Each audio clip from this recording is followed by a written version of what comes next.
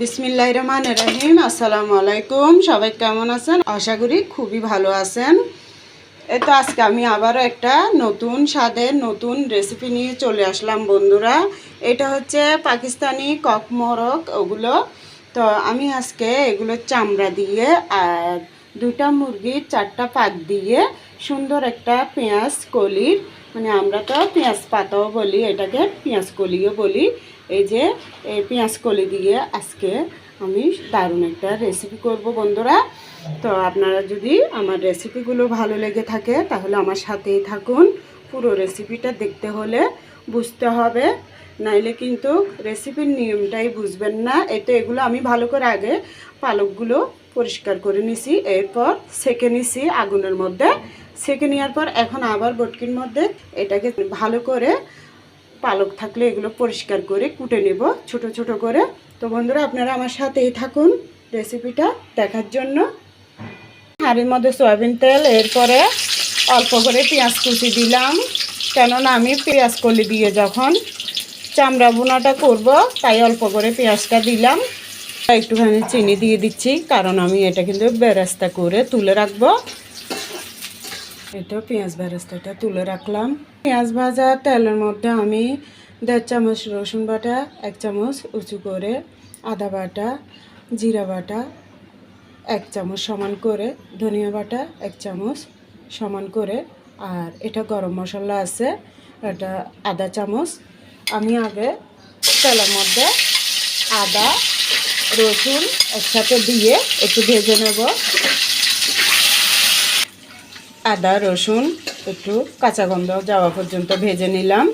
এখন আমি এই তো বাকি মশলাগুলো দিয়ে দিচ্ছি। তো বন্ধুরা এখানে গরম মশলা আছে, রং, এলাচ, দারুচিনি, গোলমরিচ, জয়িত্রী ফল, কাবাব চিনি, এগুলো একটু একটু দিছি। তারা মশলা শুদ্ধ দিয়ে একসাথে বাটার পরে আধা চামচটা দিলাম।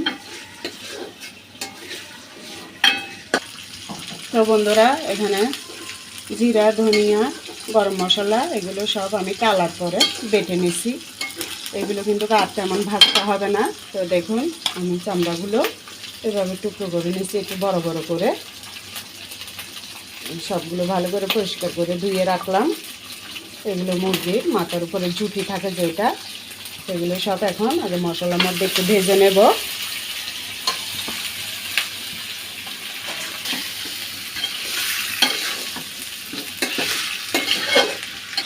তো বন্ধুরা দেখুন আমি 2-3 মিনিট পর্যন্ত ভেজে নিলাম, কতগুলো তেল বের হয়ে যাচ্ছে দেখুন। এই জন্য আমি সয়াবিন তেলটা একটু কমিয়ে দিছি। এখানে আমি 1.5 চামচ মরিচের গুঁড়ি, 1 চামচ হলুদের গুঁড়ি, স্বাদ অনুযায়ী লবণ এগুলো দিয়ে দিলাম। তাও 4 চামচ ছোটোগুলোই মরিচগুলো কিন্তু ঝাল, আমি একটু ঝাল ঝাল করবো। পেঁয়াজ পাতাতে কিন্তু একটু ঝাল ঝাল দিলে ভালো লাগে, সাথে কাঁচামরিচও দেবো। তো এইভাবে আমি আরেকটু পানি দিয়ে দিই, পানি দিয়ে কষিয়ে নেব। তো বন্ধুরা আগে মশলা দিয়েছি ওটা আরও ছোট ছিল, এই যে দেখুন এটা একটু বড়। এটা দিয়ে গুঁড়ো মশলাগুলো দিলাম, একটু ফ্রিজ দিয়ে পানি দিয়ে দিলাম। এই মশলার মধ্যে আর একটু আমি 1 মিনিট পর্যন্ত মশলাটা একসাথে কষিয়ে নেব। তো বন্ধুরা আমি আপনাদেরকে এভাবে বুঝিয়ে বলার কারণ হচ্ছে এখানে 2টা মুরগির চামড়া, আপনারা তো দেখলেনই 4টা পাক। তো এই জন্য ভালোভাবে দেখাতে হয়, নাইলে কিন্তু অনেকে যারা রান্না তো আপুরা অনেকে ভালো, খুবই মাশাআল্লাহ ভালো ভালো রান্না জানে, কিন্তু অনেকে জানে না, ওদের জন্য উপকার আসবে। তাই সম্পূর্ণভাবে দেখাতে গেলে ভিডিওটা বড় হয়ে যায়। তো আপনারা কষ্ট করে আমার ভিডিওটা দেখে নেবেন, আমার সাথেই থাকবেন। এই তো দেখুন ভালো করে মশলার মধ্যে চামড়াগুলো 2 মিনিট আবারও কষিয়ে নিলাম। এখন আমি একটু গরম পানি দিয়ে দেব সিদ্ধ হওয়ার জন্য।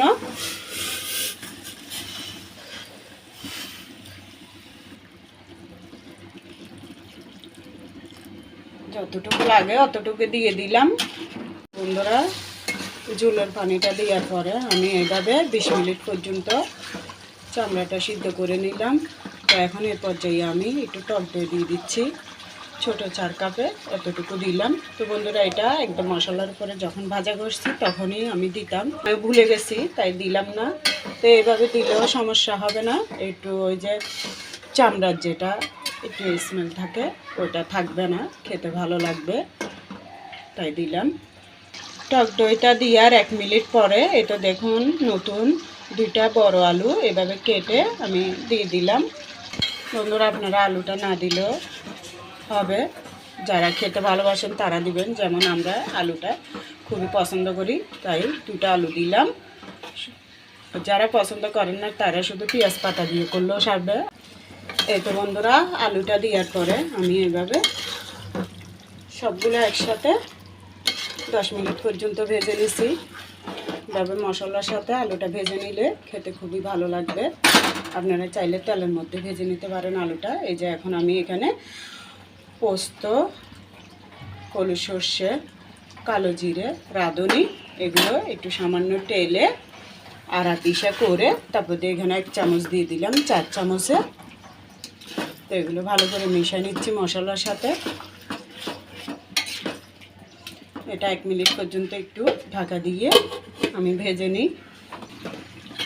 তো বন্ধুরা 1 মিনিট পরে আমি এখন পেঁয়াজ কলিটা দিয়ে দেব। আস্ত থাকা অবস্থায় ধুয়ে এভাবে কেটে নিলাম, কেননা যদি কাটার পরে ধোয়া হয় এটা পানিতে চুপসে যাবে, পানি বেশি হলে কিন্তু এটা থেকে হয়ে যাবে। আমি এমনভাবে দিচ্ছি যাতে এটা ঝরঝরা থাকে, কালারটাও যাতে সুন্দর থাকে। পানি বেশি হলে এটা ঝরঝরাও হবে না, দেখতেও সুন্দর লাগবে না। এভাবে দেওয়ার পর সুন্দর করে ভালো করে সব একসাথে নেড়ে দিচ্ছি। তো বন্ধুরা আজকে মনটা ভালোই নেই। আপনাদের তো অনেকে তো আমার ভিডিও দেখেন যে কে কে জানেন আমার বড় বোনের ছেলেটা হয়তো আর বাঁচবে না, তার ক্যান্সার ধরা পড়ছে, পেটের মধ্যে টিউমার পাইছে। আর থেকে আল্লাহ হয় যদি রাখে বাঁচবে, নাইলে নাই। দাঁত পর্যন্ত পড়ে গেছে, এখন আস্তে আস্তে চুলও পড়ে যাচ্ছে। তো আপনারা সবাই দোয়া করিয়েন আমার বোনের ছেলেটার জন্য, তারপর মনকে বুঝ দেওয়ার জন্য আর কি, আল্লাহ যদি বাঁচাই রাখে বাঁচবে। আপনারাই দেখতেছেন আমি ভিডিও করতেছি কিন্তু আমার কথাটা খুবই আস্তে শোনা যাচ্ছে। আমার খুবই কষ্ট হচ্ছে কথাগুলো বলতে, রান্না করতে। এমনি তো শরীরটা অসুস্থ হয়ে গেছে, বোনের স্বামী একটাকে হারাইলাম, এখন সেই সাথে আরেকটার জীবনও মৃত্যু নিয়ে লড়াই করতেছে, তাই ভালো লাগতেছে না। কোনো সময় আস্তে শোনা যাচ্ছে কথাগুলো, কোনো সময় জুড়ে শোনা যাচ্ছে। তো বন্ধুরা এভাবে আমি একটু মাঝারি আঁচ থেকে বেশি জুড়ে করে দিছি। এটা সুন্দর করে অনবরত নেড়ে নেড়ে আমি এভাবে আরও ভেজে নেব 2-3 মিনিট পর্যন্ত। কেননা এখানে আর পানি দেবো না, শুধু পেঁয়াজ কলিটা একটু নরম হলে মানে সিদ্ধ হয়ে আসলে মাত্র আমি নামাই ফেলবো। এভাবে শুধু নাড়তে থাকবো। এর আগে একটু লবণটা দেখে নিই কেমন হয়েছে। তো পেঁয়াজ পাতা দিয়ে আর কিছুক্ষণ পরে 2টা টমেটো দিয়ে দিলাম আড়া কাঁচা। টমেটোটা দিলে হবে কি খেতে আরও ভালো লাগবে।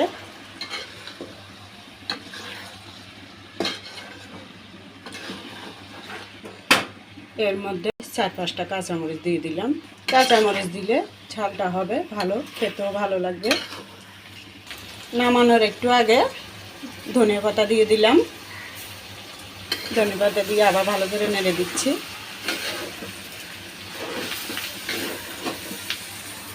বন্ধুরা জানি না আপনারা এভাবে কখনো রান্না করছেন কিনা, খেয়েছেন কিনা। যদি ভালো লাগে আমার এই রান্নাগুলো কেমন লাগছে কমেন্টে জানাইয়েন। আর আপনারা এভাবে একবার হলো রান্না করে দেখবেন, খুবই অসাধারণ হয়।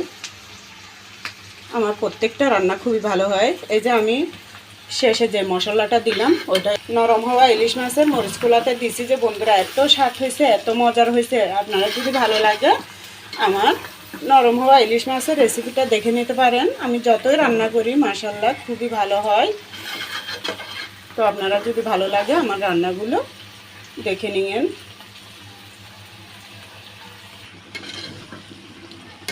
মাশাআল্লাহ মাশাআল্লাহ বন্ধুরা, এত একটা স্বাদের ঘ্রাণ বের হয়েছে, কি বলবো আপনাদেরকে, বলে বোঝাতে পারবো না। হয়তো খাওয়াতে পারলে বুঝতে পারতেন। যেমনি পেঁয়াজ কলির ঘ্রাণ তেমনি যে মশলার, তার মধ্যে তো রান্নাটা অসাধারণ। তো সবাই ভালো থাকবেন বন্ধুরা, যদি ভালো লাগে দোয়া ভালোবাসা দিয়ে আমার পাশে থাকবেন, আমি ইনশাল্লাহ আপনাদের পাশে থাকবো। তো কেমন হয়েছে আপনারাই বলেন। দেখুন কালারটা দেখেই বুঝতেছেন আমি কোনো ফিল্টার ইউজ করি না। দেখুন কত সুন্দর ইয়াম্মি লাগতেছে, যেমনি দেখতে সুন্দর তেমনি কিন্তু খেতেও অসাধারণ। তো সবাই ভালো থাকবেন, আল্লাহ হাফেজ, আসসালামু আলাইকুম।